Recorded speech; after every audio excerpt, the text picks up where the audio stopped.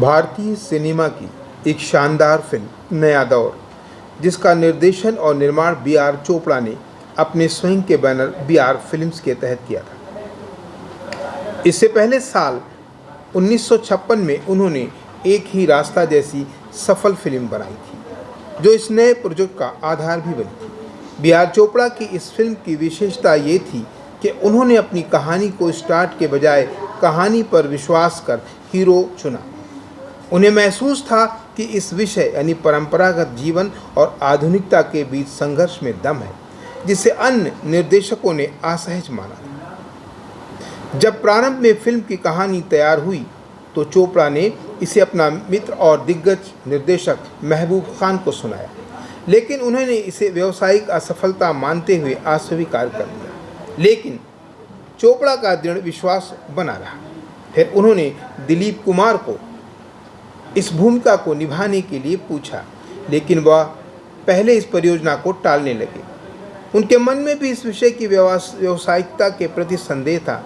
तब चोपड़ा ने अशोक कुमार से संपर्क किया, जिन्होंने कहानी की गहराई समझी, लेकिन स्वयं को भूमिका के लिए अनुपयुक्त समझते हुए सुझाव दिया कि दिलीप कुमार ही इसके लिए उपयुक्त कलाकार हैं। लेकिन कुछ दिनों बाद दिलीप कुमार ने स्वयं संपर्क किया और कहानी सुनने के बाद मान गए। कुछ मज़े की बात यह भी है कि वे बतौर साइनिंग अमाउंट 50,000 बोले। आपके पास 50,000 रुपये पड़े हैं, ये साबित करता है कि दिलीप कुमार ने कहानी पर भरोसा किया। फिल्म की मुख्य महिला किरदार के लिए शुरुआत में मधुबाला को लिया गया, लेकिन उन्होंने 15 दिनों तक शूटिंग की और एडवांस भी लिया। लेकिन जब यूनिट को लंबे समय के लिए भोपाल बाहर शूटिंग के लिए जाना था तो मधुबाला के पिता अताउल्ला खान ने इस प्रस्ताव का विरोध किया।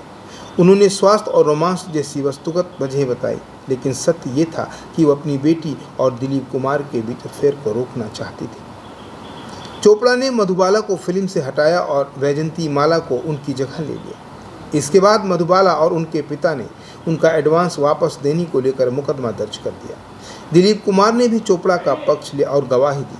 चोपड़ा ने अदालत में साबित कर दिया कि शूटिंग भोपाल में अनिवार्य थी और इस मामले को बाद में उन्होंने शांतिपूर्ण तरीके से हल कर दिया। फिल्म का सेट मुख्यतः भोपाल और आसपास के ग्रामीण इलाकों में था। दिलीप कुमार को प्रोग्राम चलाने की वास्तविकता के लिए ट्रेनिंग दी गई। उन्होंने इस भूमिका को सजीवता के साथ निभाया। वैजंती माला ने भी ग्रामीण परिवेश में कैमरे के सामने धारा प्रवाह अभिनय किया। ईंट पत्थर की इस ग्रामीण दुनिया में गहरी दोस्ती, संघर्ष और सांस्कृतिक समर्पण भी नजर आता है।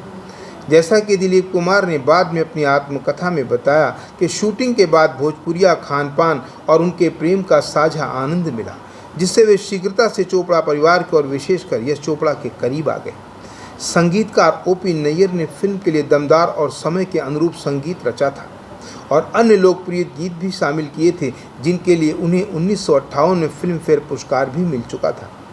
फिल्म 1957 में रिलीज हुई। तत्काल ही व्यावसायिक और आलोचनात्मक रूप से सफल। प्रमुख समीक्षकों ने इसे सामाजिक संदेश के साथ उत्कृष्ट फिल्म माना। नया दौर भारतीय सिनेमा का हिस्सा बन गया। यह उस दशक की सबसे दूसरी बड़ी फिल्म कमाई वाली बनी, मदर इंडिया के बाद। वर्ष 2007 में रवि चोपड़ा ने इसे क्लासिक फिल्म को रंगीन रूपांतरण करवाया, जिसमें फिल्म की मूल भावनाओं और शॉट्स को संरक्षित रखते हुए कलर और साउंड दोनों को जोड़ दिया। नया दौर की बनावट और एक प्रेरणादायक कहानी थी, जहां कहानी पर दृढ़ विश्वास, कलात्मक चुनौती और तनावपूर्ण कानूनी संघर्षों के बावजूद निर्देशक ने अपनी दृढ़ता से एक सामाजिक रूप से प्रासंगिक और सुंदर फिल्म बनाई, जिसने दर्शकों तक लोगों के दिलों में अपनी जगह बनाई। और इस फिल्म के संगीत, नाटकीयता और सांस्कृतिक संवाद उसे आज भी भारतीय सिनेमा के शिखर पर रखते हैं।